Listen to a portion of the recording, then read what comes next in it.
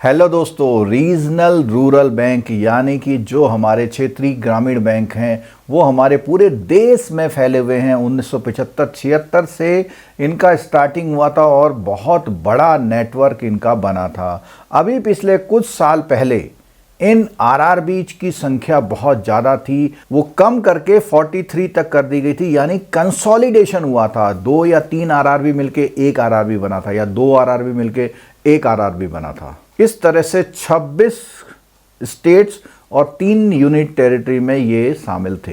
तो दोस्तों, जैसे कि हम स्क्रीन पे देख सकते हैं, इनका जो मेन काम था, जो मनरेगा का जो पेमेंट था उसके वेजेस के डिस्बर्समेंट के लिए इनका यूज़ होता था। उसके अलावा पेंशन का डिस्ट्रीब्यूशन है या जो भी हमारी रूरल सेमी अर्बन की जो भी एरियाज़ में जो भी विशेष सुविधाएं दी जाती हैं उनके बैंकिंग ट्रांजैक्शन को रखते हुए ध्यान में ये जो है आरआरबी खोले गए थे। और उन एरिया में जहाँ बैंकिंग फैसिलिटीज़ बहुत कम होती हैं उनका रोल बहुत ही इम्पॉर्टेंट था। तो दोस्तों, ये वीडियो आगे देखने से पहले चैनल को सब्सक्राइब कर लीजिए। अगर आप जेआईबी सीआईबी की तैयारी कर रहे हैं तो उसके जो है लाइव इंटरैक्टिव बैच स्टार्ट हो चुके हैं। उसके लिए नीचे डिस्क्रिप्शन बॉक्स में डिस्काउंटेड रेट्स के लिंक दिए गए हैं और इन सब के अलावा मोबाइल एप्लीकेशन का लिंक दिया हुआ, उसे ज़रूर डाउनलोड कर लीजिए क्योंकि फ्री नोटिफिकेशन आपको उसमें समय समय पर मिलते रहते हैं। तो दोस्तों, आइए आगे बढ़ते हैं। इस आरआरबी की न्यूज़ आज क्यों इम्पॉर्टेंट है और क्या गवर्नमेंट ने इस समय पे इम्पॉर्टेंट स्टेप लिया है।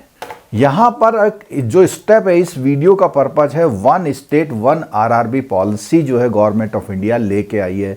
यानी एक स्टेट में एक ही आरआरबी होगा। कुछ अच्छी बातें हैं, कुछ खराब बातें भी हो सकती हैं। और इन 43 आरआरबीज को, रीजनल रूरल बैंक्स को, ये 28 बैंकों में बदलने की तैयारी की है और इसी को 1 आरआरबी पॉलिसी का नाम दिया गया है। वैसे तो ये कंसोलिडेशन 2004-05 में स्टार्ट हुआ था, जहां पे व्यास कमेटी की रिकमेंडेशन थी और उसको मर्ज करके जो है इनकी ताकत का फायदा मिलेगा, ऐसा उन्होंने कहा था। और कैपिटल बेस इन बैंकों का स्ट्रांग होगा और उसके साथ साथ जब ब्रांचें बहुत ज़्यादा होती हैं तो ऑपरेशनल कॉस्ट भी कम आती है और टेक्नोलॉजी एक्सेस का भी लाभ मिल पाता है। अगर हम 23-24 के आरआरबी के फाइनेंशियल परफॉर्मेंस की बात करें तो कुल मिलाकर के इन्होंने जो नेट प्रॉफिट दिया था वो 7,571 करोड़ का दिया था। साउथ के जो रीजन में बैंक हैं उन्होंने 3,816 का प्रॉफिट दिया गया था और वहां के केवल 3 बैंक लॉस में थे, जबकि पिछले साल ये फिगर 18 थी। यानी 18 से अब केवल 3 पर आ गई। यानी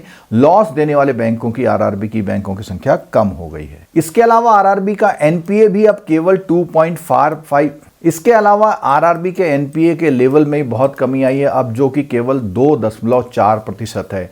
और उनका कैपिटल एडिक्वेसी जो कि बेसल के अकॉर्डिंग है, सबका कुल मिला के 14.2% है, जो कि एक अच्छी फिगर है क्योंकि ये जो है कैपिटल एडिक्वेसी जो है 9% करार मेंटेन करना होता है, तो उसके अगेंस्ट में जो है 14.2% है। अब इनके साथ कुछ चैलेंजेस भी होते हैं। सब कुछ अचीवमेंट तो हो रहा है लेकिन इनके पास मैन पावर की कमी होती है जो स्किल्ड होते हैं। उसके अलावा लोन रिकवरी उतनी अच्छी तरह से नहीं करते, फ्रॉड्स भी हो जाते हैं। इन सब के लिए ये पॉलिसी लेकर आए हैं और इनसे बचना, इन चैलेंजेस से ओवरकम करना है तो उन्हें आरआरबी को टेक्नोलॉजी को अपनाना पड़ेगा क्योंकि टेक्नोलॉजी ही इन सब में मदद करेगी। और साइबर सिक्योरिटी पे भी फोकस करना होगा, रिस्क मैनेजमेंट सिस्टम भी अपग्रेड करना होगा। आने वाले समय में फ्यूचर रोड मैप जो है आरआरबी का कैसा होगा, अपने ऑपरेशन को स्ट्रेंथन करना होगा। उसके साथ जो एसेट लायबिलिटी का मैनेजमेंट है, रिस्क मैनेजमेंट है, गवर्नेंस, इन सबको इम्प्रूव करना आरआरबी को होगा। और जो डिजिटल फाइनेंशियल इंक्लूजन है उसको सस्टेनेबल रूरल डेवलपमेंट को प्रमोट कर सके, इस तरह का करना होगा। आरआरबी को अपनी टेक्नोलॉजी को अपग्रेड करना होगा और साइबर सिक्योरिटी बढ़ानी होगी क्योंकि आजकल इस तरह के जो थ्रेट्स हैं काफ़ी मिल रहे हैं। अपने ह्यूमन रिसोर्सेज को भी ट्रेनिंग करा के स्ट्रेंथन देनी होगी। गवर्नमेंट समय समय पर आरआरबी को फाइनेंशियल सपोर्ट देती है।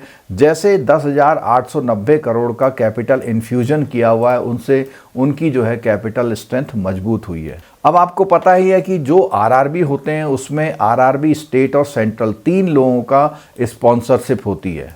आरआरबी को अपनी स्ट्रेटेजिक बिजनेस यूनिट में कन्वर्ट करने के बारे में सोचना होगा या आरआरबी को अपनी होली ओन सब्सिडरी बना सकते हैं।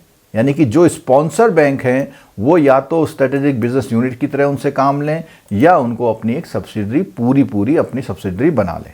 फाइनेंशियल स्टेबिलिटी और गवर्नेंस में इंप्रूवमेंट के साथ फ्रॉड को प्रिवेंट करने की एक अच्छी सुपरविजन जो है उन्हें करनी होगी और स्किल्ड वर्कर्स को डेवलप करना होगा।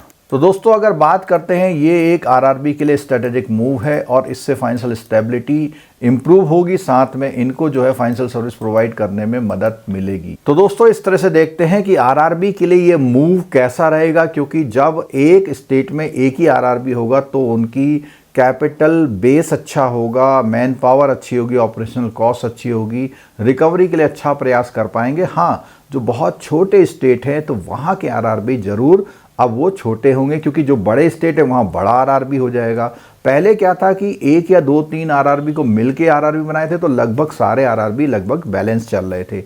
यहाँ इसका थोड़ा देखने का फ़र्क हो सकता है, या तो वहाँ की स्टेट गवर्नमेंट फिर इस बात पे गौर करे या कि वहाँ के जो स्पॉन्सर बैंक है उसको स्ट्रेंथन देने के लिए अपना काम करे। तो दोस्तों, जो भी आरआरबी में हैं वो इस वीडियो को अपने आरआरबी साथियों के साथ लिंक शेयर कर दीजिए। और वैसे भी ये आने वाले इकोनॉमिक विषय और बैंकिंग विषयों के लिए एक अच्छा वीडियो हो सकता है। वीडियो देखने के लिए बहुत बहुत धन्यवाद। अगर आपने अभी तक चैनल सब्सक्राइब नहीं किया तो प्लीज़ चैनल सब्सक्राइब कर लीजिए, जिससे अगले वीडियो आप तक मिलते रहें। Thank you so much.